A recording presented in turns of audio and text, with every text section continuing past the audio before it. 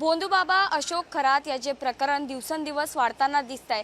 जसं जसं हे प्रकरण वाढतंय तसे तसे वेगवेगळे खुलासे सुद्धा होताना आपल्याला दिसते। आपल्यासोबत दीपक आबा साळुंके आहेत। आज तुमच्यावर सुषमा अंधारे यांनी आरोप केले। त्यांनी असं म्हटलंय की तुम्ही अशोक खरात यांना पूजेसाठी घेऊन आला होतात म्हणून सांगोल्याला।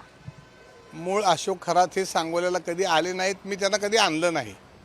आणि त्यांनी जे आरोप मी टीव्हीला मला बघायला मिळाले की त्यांचे आर्थिक व्यवहार माझ्याशी आहेत, कुठला फ्लॅट गिफ्ट डीड केलेला असं कुठलाही प्रकार आर्थिक व्यवहार किंवा फ्लॅटचा व्यवहार असा कधी झालेला नाही, हे दादांत खोटे आरोप आहेत।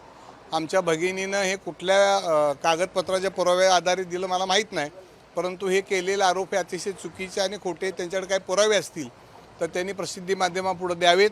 त्याचबरोबर मला त्यांना विनंती करायची आहे की राज्याचे खंबीर कर्तव्यदक्ष आणि गुन्हेगाराला पाठशी न टाकणारे मुख्यमंत्री माननीय देवेंद्रजी फडणवीस साहेब हे याची चौकशी ते स्वतः करतायत।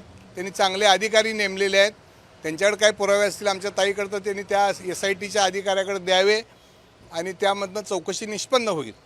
परंतु कुठल्या तरी चुकीच्या आधारे असे आरोप करण्यापेक्षा आणि स्वतःच्या सवंग लोकप्रियतेसाठी टीव्हीवर सारखं येण्यापेक्षा आमच्या भगिनीला माझी विनंती आहे की राज्यामध्ये गारपीट झालेली आहे, अवकाळी पाऊस झालेला आहे, त्या भगिनीने गरिबाचं कुठं नुकसान झालेलं आहे, कोणाचे पत्रे उडून गेलेले आहेत, केळीचं नुकसान झालेलं आहे, द्राक्षाचं नुकसान झालेलं आहे, कांद्याचं नुकसान झालेलं आहे, अशा शेतामध्ये जाऊन एखादी गरिबाच्या शेतकऱ्याची चौकशी करावी आणि त्याचं सरकार पुढं मांडावं। ते राहिलं बाजूलाच, पण उगाच रोज उठायचं आणि कोणावर तरी आरोप करत बसायचं हा ज्याचा त्याचा प्रश्न आहे। पण माझी ते आमच्या भगिनीला विनंती आहे की हे सगळे आरोप माझ्यावरचे चुकीचे आहेत, तुम्ही पुराव्यानिशी दाखवा।